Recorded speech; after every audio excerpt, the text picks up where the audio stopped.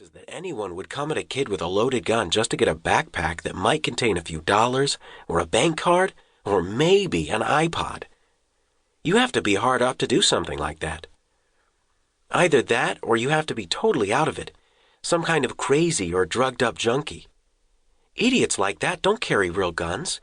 They can't afford to. It had to be a fake. I glanced at the stone I had been fooling around with. It was a couple of inches from my foot, and made my choice.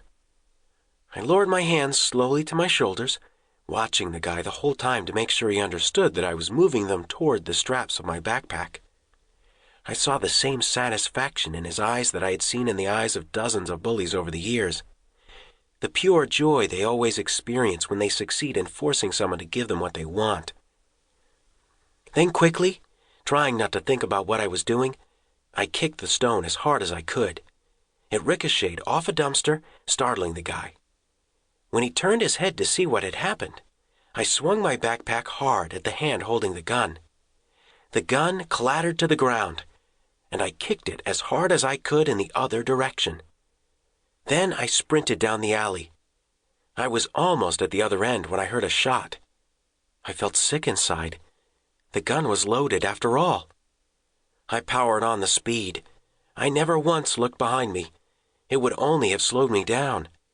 I zigzagged through alleys and up and down streets. I ran until I was sure my lungs would explode. When I reached my street, I slowed down. No one was following me. I stopped, gasping and panting, and looked around again. Still, I saw no one. My breathing returned to normal. I ran up the front walk, opened the door, and was greeted by the smell of Mrs. Ashdale's meatloaf. Home, sweet home, I thought. I was safe. Nothing would happen to me here. Chapter 2. Perfect timing, Mrs. Ashdale said when she saw me. She pulled the meatloaf out of the oven. Set the table, would you, Ethan?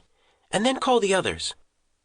The others were Alan, who was 11 and who had been seized by child welfare because his mother, a meth head, had been neglecting him, and Tricia, 9, whose dad had abandoned her after her mother died. Alan had been with the Ashdales for nearly 4 years. He was okay. Tricia was new. She cried a lot and had major temper tantrums. I had been with the Ashdales for almost a year, ever since my last foster mother had a heart attack and couldn't handle kids anymore. I mainly got along okay with Mrs. Ashdale, who stayed home, and Mr. Ashdale, who was in charge of a couple of recreation centers in the city. They didn't have kids of their own. I'm not sure why. Bill won't be home for supper, Mrs. Ashdale said as I opened the drawer to get the cutlery. It's just the 4 of us. I set the table and called Alan and Tricia. By the time they came downstairs, Mrs. Ashdale had set out the food. We all knew better than to dig in. We waited until Mrs. Ashdale said grace. Then we passed our plates so that she could serve out thick slabs of meatloaf, big scoops of fluffy mashed potatoes, and fresh green peas. It sounds pretty ordinary, but it tasted great. Mrs. Ashdale was a good cook. So, how was everyone's day? She said when we all had full plates. Alan? Well, Alan and Tricia were going to day camp for the month. Alan went to a sports camp at one of the rec centers. Tricia went to a nature camp on the island. We played soccer against another camp, Alan said. I scored 3 goals. Alan was a soccer fanatic. He knew which teams and which players were the best in the world. He wanted to play professional soccer. He might even do it, too. He was good for a little kid, and he practiced every chance he got. Sometimes Mr. Ashdale called him Beckham, and Alan looked like he would burst with pride. Mrs. Ashdale smiled at him. That's great, Alan, she said.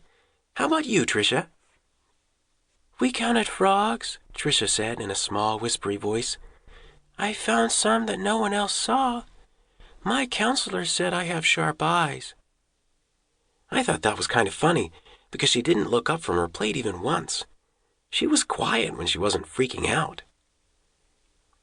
It's good to be observant, Mrs. Ashdale said.